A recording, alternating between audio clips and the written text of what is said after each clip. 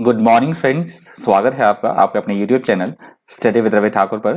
तो चलिए आज के द हिंदू एडिटोरियल वोकैबुलरी की शुरुआत करते हैं। वोकैबुलरी के पीडीएफ के लिए आप मुझसे टेलीग्राम ग्रुप पर जुड़ सकते हैं। मैं अपने टेलीग्राम ग्रुप का लिंक इसी वीडियो के डिस्क्रिप्शन बॉक्स में डाल दूंगा, तो आप इसी वीडियो के डिस्क्रिप्शन बॉक्स में जाकर मेरे टेलीग्राम ग्रुप के लिंक को एक्सेस कर पाएंगे। तो आज का जो पहला एडिटोरियल दिया गया, और आज एक ही एडिटोरियल दिया गया था हिंदू में, और वो भी पॉलिटिकली मोटिवेटेड है। अभी 5 राज्यों में जो चुनाव हुए थे उसका रिजल्ट आया है पिछले कल, तो उसी के बारे में दिया गया है। एक ही एडिटोरियल है, बहुत लेंथी एडिटोरियल है, और एक ही एडिटोरियल दिया गया था हिंदू में आज, तो आप पढ़ सकते हैं इसको वोकैब के पॉइंट ऑफ व्यू से। उसका हेडिंग है clear and distinct on verdicts in assembly elections. तो ये सारा जो एडिटोरियल दिया गया है ये उसी रिजल्ट के बारे में दिया गया है, जो 5 राज्यों में चुनाव हुए थे उसका नतीजा है पिछले कल, तो उसके बारे में दी गई सारी बातें। पहला जो वर्ड है आज का वो है वर्डिक्ट। वर्डिक्ट्स यहाँ पे नाम की तरह यूज हुआ है। वर्डिक्ट्स का मतलब होता है, वर्डिक्ट का मतलब हम तभी यूज करते हैं जब कोई कोर्ट से संबंधित कोई बात होती है। तो मैंने लिखा तो वही है, पर आज एडिटोरियल में इसका यूज हुआ है जो जनता ने फैसला दिया है, जो फैसला आया है, निर्णय, कोई फैसला या नतीजा जो आया है चुनाव का, उस कंटेक्स्ट में ये वर्ड यूज हुआ है, verdicts. In a court of law, the verdict is a decision that is given by the jury or judge at the end of a trial. That is called verdicts. Verdict के synonyms है judgments, decisions और resolutions. Judgments, decisions और resolutions इसके synonyms हैं। Antonyms है accusations, accident और case. Accusations, accident और case इसके antonyms हैं verdicts word के। अगला शब्द है हमारे पास डिस्टिंक्ट। डिस्टिंक्ट यहाँ पे एडजेक्टिव की तरह यूज हुआ है। डिस्टिंक्ट का मतलब होता है एकदम सुस्पष्ट, ये बहुमत की सेंस में यूज हुआ है वर्ड। डिस्टिंक्ट का मतलब होता है एकदम सुस्पष्ट, साफ बहुमत मिलना, एकदम ऐसी कोई चीज जो एकदम से अलग से दिखाई दे, सुस्पष्ट होना, साफ होना, उसे बोला जाता है distinct. If something is distinct, you can hear, see or taste it clearly. That is called distinct.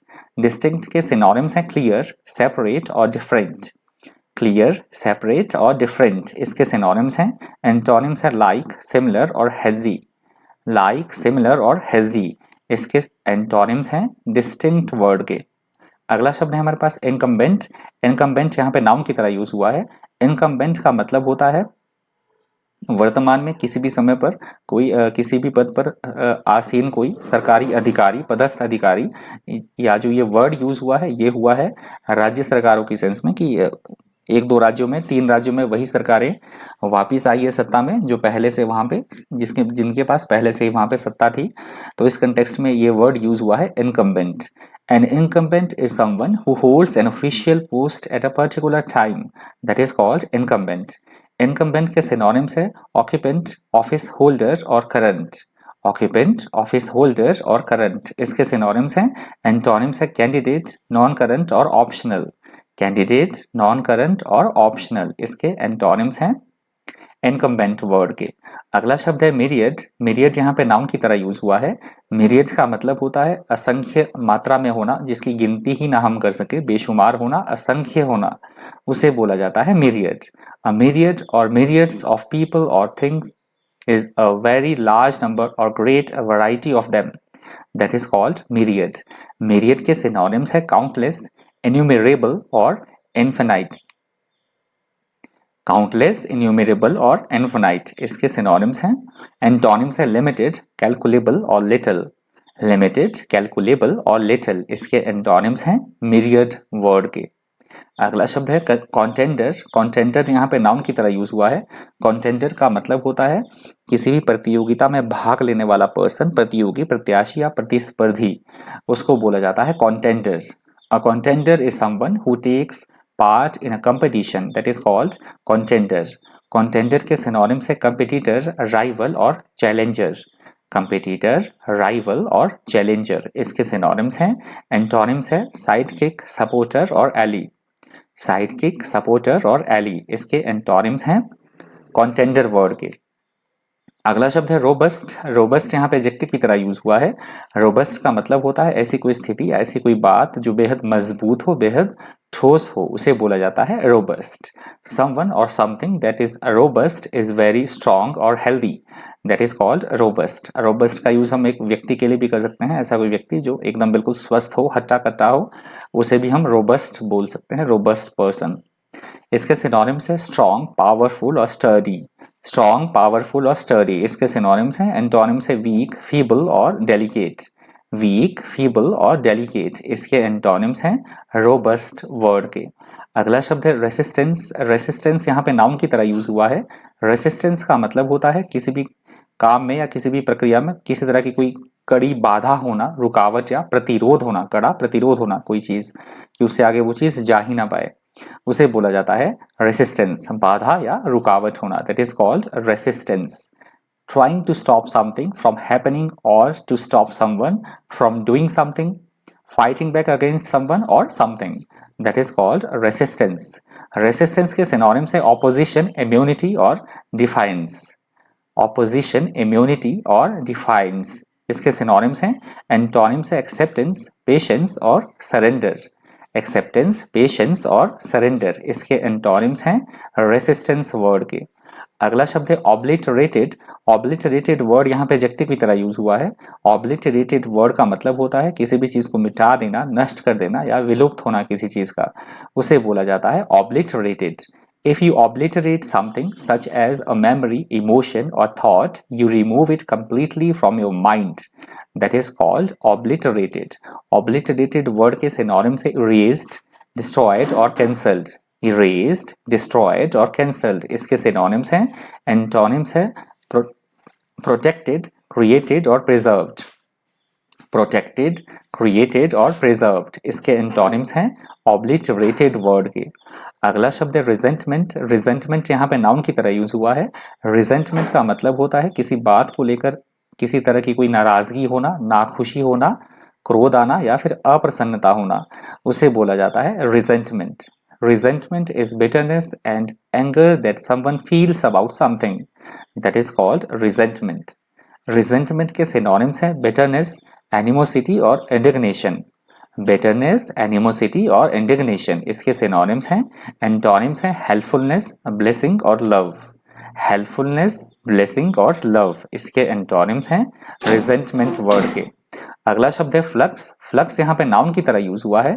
Flux का मतलब होता है किसी भी चीज में लगातार बदलाव होते रहना, निरंतर परिवर्तन होते रहना, उसे बोला जाएगा flux. If something is in a state of flux, it is constantly changing. That is called flux. Flux के synonyms हैं flow, fuse और merge. flow, फ्यूज और मर्ज इसके सिनोनिम्स हैं। एंटोनिम्स है परमानेंस, स्टेबिलिटी और कंस्टेंसी। कॉन्स्टेंसी, परमानेंस, स्टेबिलिटी और constituency इसके एंटोनिम्स हैं फ्लक्स वर्ड के। अगला शब्द है हमारे पास एंटीडिल्यूवियन। एंटीडिल्यूवियन यहाँ पे एडजेक्टिव की तरह यूज हुआ है।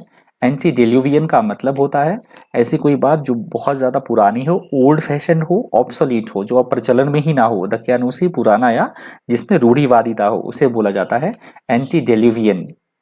एंटीडिल्यूवियन थिंग्स आर ओल्ड और old fashioned, that is called एंटीडिल्यूवियन।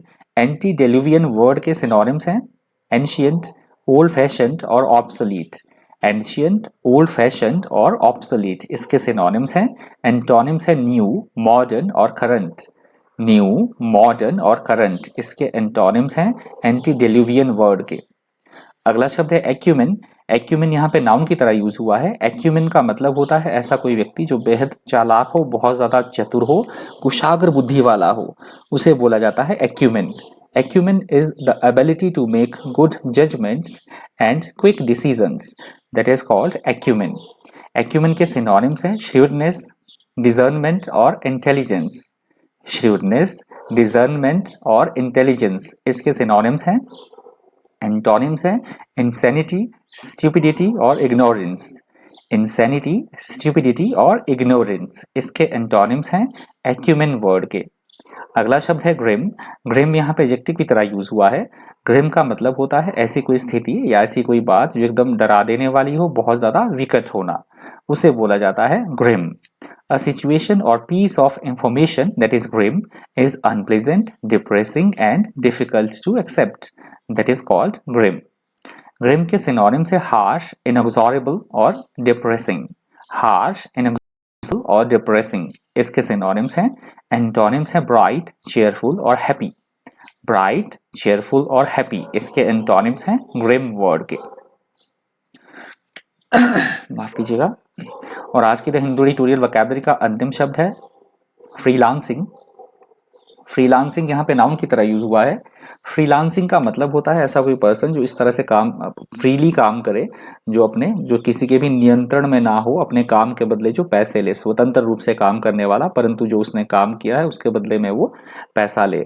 ऐसे स्पेशलाइज्ड पर्सन को या सेल्फ एम्प्लॉयड हम बोल सकते हैं, ऐसे पर्सन को बोला जाएगा फ्रीलांसिंग की। क्या करता है, किस तरह का काम करता है वो? फ्रीलांसिंग का काम करता है। फ्रीलांसिंग काम करता है और अपने काम जो वो काम करता है उसके बदले में वो एक स्पेसिफिक पैसा लेता है, उसके बदले में, अपने काम के बदले में, उसे बोला जाता है freelancing. Someone who does freelance work और who is, for example, a freelance journalist or photographer is not employed by an organization but is paid for each piece of work they do by organization they do it for. That is called freelancing. तो freelancing के synonyms है self employed, specialize और toil. Self employed, specialise और toil इसके synonyms हैं। Antonyms है associated और dependent. Associated और डिपेंडेंट इसके एंटोनिम्स हैं फ्रीलांसिंग वर्ड के। तो ये फ्रीलांसिंग वर्ड आज के द हिंदू ट्यूटोरियल वोकैबुलरी का अंतिम शब्द था। यदि आपको वीडियो हेल्पफुल लगा हो, इन्फॉर्मेटिव लगा हो, तो प्लीज़ वीडियो को लाइक कर दीजिएगा। अगर हो सके तो ज़्यादा से ज़्यादा वीडियो को शेयर भी कर दीजिएगा। तो आज के द हिंदू ट्यूटोरियल वोकैबुलरी में इतना ही। इसी तरह के इन्फॉर्मेटिव वीडियोज़ के लिए बने रहिए चैनल पर। Thank you, thanks for watching.